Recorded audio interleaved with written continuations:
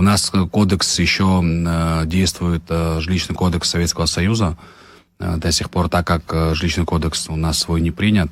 И, значит, перевод вообще из жилого в нежилое, оно не регулируется данным кодексом, в связи с чем есть много случаев, когда переводятся, значит, жилые дома, переводятся в нежилые, значит, под разными аргументами и так далее, и продаются просто, значит, иностранным гражданам. По сути, это было обход законодательства по продаже недвижимости.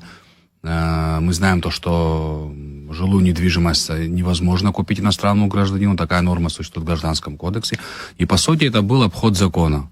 Для многоквартирных домов, где бы они находились, у нас есть и в селах есть многоквартирные дома, для них, значит, норма, она действует и для города, и для села, действует, значит, первые этажи, они доступны, значит, по обращению в местные органы власти, они доступны к переводу. Что касается жилых двухэтажных домов, ну, мы знаем, в городе чуть-чуть специфика другая, практика другая. Часто на первых этажах в городе там люди какие-то коммерческие, значит, открывают.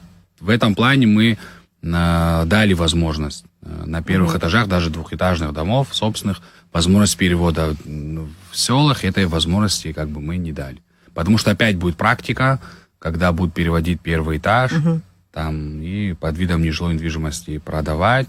Это касается именно тех жилых многоквартирных домов, жилых домов, которые сегодня уже построены, сегодня мы имеем.